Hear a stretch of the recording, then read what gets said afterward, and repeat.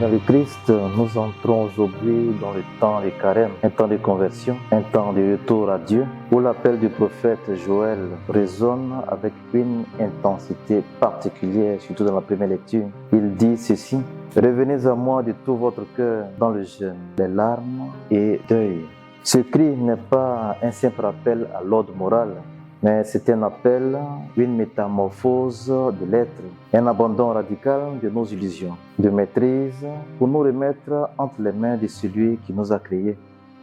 Ce n'est pas dans des gestes extérieurs que se trouve notre véritable conversion, mais dans le sanctuaire silencieux de notre âme, là où Dieu attend patiemment que nous lui ouvrions la porte. Chaque battement de notre cœur peut devenir un écho de sa présence, si nous acceptons de le laisser nous transformer de l'intérieur.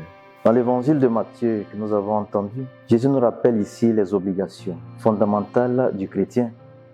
Il nous enseigne que le jeûne, la prière et l'aumône ne sont pas des pratiques destinées à impressionner, à recevoir l'approbation des autres, mais des pratiques qui sont des chemins pour recevoir, pour pouvoir entrer plus profondément dans l'intimité du Père. Ton Père voit dans le secret. C'est dans le silence, loin du bruit du monde, que notre véritable relation avec Dieu se construit. Le carême est un temps spirituel, un désert spirituel où nous sommes invités à nous dépouiller nos vies de ce qui est superflu pour pouvoir découvrir l'essentiel, la présence aimante de Dieu en nous. Le jeûne auquel nous sommes invités nous détache de nos dépendances. Quant à la prière, elle ouvre nos cœurs à la parole de Dieu.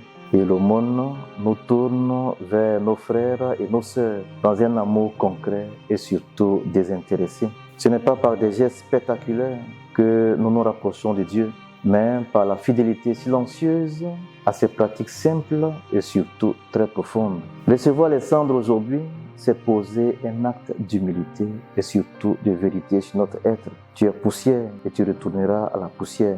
Cette réalité de notre finitude n'est pas un constat d'échec, mais une porte ouverte sur l'espérance. Car cette poussière que nous sommes est appelée à être fécondée par la grâce de Dieu en ce temps de carême et dans notre cheminement toujours à la suite du Christ. Notre fragilité, loin d'être un obstacle, devient le lieu précis où Dieu manifeste sa présence ainsi que sa puissance. C'est dans notre faiblesse que sa force se révèle, dans notre pauvreté que sa richesse nous comble. La reconnaissance humaine est assez bruyante, mais aussi éphémère. La récompense du Père, elle est discrète et surtout éternelle. Que ce carême soit pour chacun de nous un véritable voyage spirituel, un chemin de vérité, où nous nous laisserons dépouiller de tout ce qui nous empêche d'accueillir l'amour de Dieu. Que chaque jour soit une occasion pour nous de nous ouvrir davantage à l'Évangile, de nous laisser transformer par cette parole vivante et surtout agissante. Que ce temps de grâce nous conduise à une rencontre renouvelée avec le Christ, source de toute vie, et qu'ainsi nous renaissions à la vie nouvelle qu'il nous propose avec une générosité infinie. Bon temps de carême.